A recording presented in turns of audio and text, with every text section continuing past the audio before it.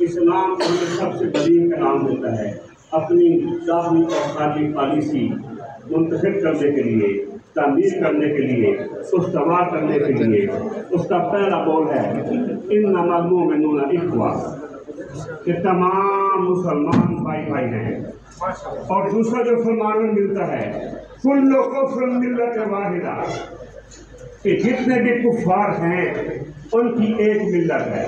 میرے بھائیوں، میرے عزیزوں، میرے بزرگوں، اس کائنات میں دور قریب میں، دور ماضی قریب اور بعید میں جس ہستی نے ہمیں یہ فکر عطا فرمائی کہ کل کفر ملت واحدہ، تمام کفر آپ کے مخالف ہیں اور آپ تمام مومنین بھائی بھائی ہیں، وہ ہمارے لیے قابل عزت، قابل احترام ہے۔ وہ شیعہ ہو، وہ حنفی ہو، وہ مالکی ہو، وہ شافعی ہو، وہ غیر مقلد ہو، یہ سب ہمارے مکاتب فکر ہم بعد میں ہیں۔ پہلے ہم محمد رسول اللہ کے غلام ہیں، اور جو بھی محمد رسول اللہ کا غلام یہ دعوی حق بلند کرے کہ ان المؤمنون اخوہ، ہم اس کے غلام ہیں۔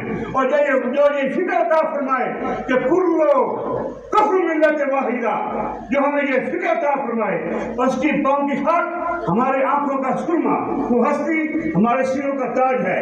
میرے بھائیوں، میرے عزیزوں، میرے بزرگوں، جس پلیٹ فارم پہ ہمیں بلایا گیا، جس عظیم ہستی کی یاد کی دہانی کے لیے ہمیں بلایا گیا، ان کو کروڑوں سلام، ان کی اس فکر کو، ان کی اس سوچ کو، اور ہر ایک سوچ رکھنے والے پر ہماری ارب و خرب و ہاں جان قربان، ہماری نسل قربان۔ دعا ہے اللہ رب العزت ہمیں حمیت و حقیقت و حق کی معرفت عطا فرمائے۔